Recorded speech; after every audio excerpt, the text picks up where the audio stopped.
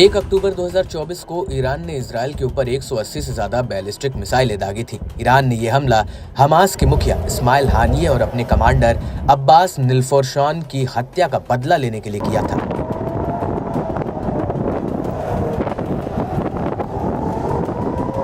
दरअसल आईडीएफ ने 31 सितंबर 2024 को हानिये को तेहरान में ढेर कर दिया था, जबकि ईरानी कमांडर अब्बास की मौत लेबनान की राजधानी बेरूत में 27 सितंबर 2024 को आईडीएफ के हमले में हो गई थी। लेकिन ईरान के हमले के बाद इजरायल ने डंके की चोट पर कह दिया था कि वो इस हमले की ईरानी से भारी कीमत वसूलेगा।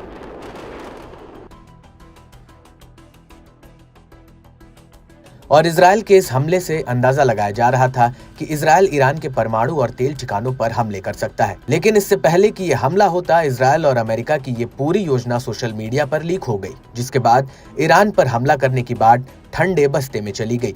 लेकिन अब ईरान से जो खबर निकल कर आई है वो बेहद ही सनसनीखेज है। दरअसल अमेरिकी अखबार द न्यूयॉर्क टाइम्स ने अपनी एक रिपोर्ट में खुलासा किया है कि ईरानी सरकार ने अपनी सेना को इजरायल के साथ युद्ध के लिए तैयार रहने का आदेश दिया है। लेकिन सरकार ने ये भी कहा कि इससे बचने की कोशिश होनी चाहिए, क्योंकि उसे गाजा और लेबनान में पहले ही अपने सहयोगियों का विनाश दिखाई दे रहा है।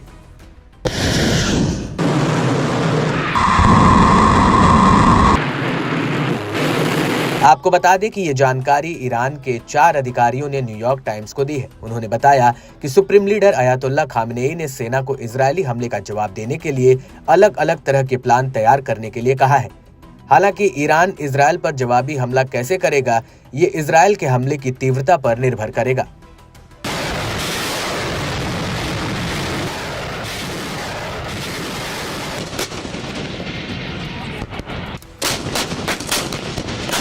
चारों अधिकारियों का कहना है कि अगर इजरायली हमले में बड़े पैमाने पर जानमाल का नुकसान होता है तो ईरान इसका जवाब देगा। लेकिन अगर इजरायल सिर्फ चंद सैन्य अड्डों पर ही हमला करता है जहां पर मिसाइलें, ड्रोन्स को रखा गया है, तो ईरान ऐसे में इजरायल पर जवाबी हमला नहीं करेगा। आयतुल्ला ने सेना को आदेश दिया कि अगर इजरायल ईरान के तेल और ऊर्जा ढांचों पर या परमाणु ठिकानों पर हमला करता है या फिर किसी वरिष्ठ अधिकारी की हत्या करता है तो इजरायल पर जवाबी हमला किया जाएगा।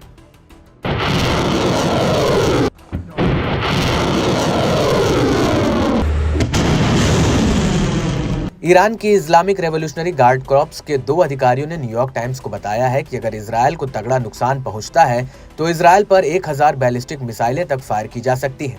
इसके अलावा ईरान के मुखौटा संगठनों से भी इजरायल पर हमले करवाए जाएंगे। साथ ही वैश्विक ऊर्जा सप्लाई में भी बाधा पैदा की जाएगी और फारस की खाड़ी और स्ट्रेट ऑफ होर्मुज से निकले वाले जहाजों को भी निशाना बनाया जाएगा।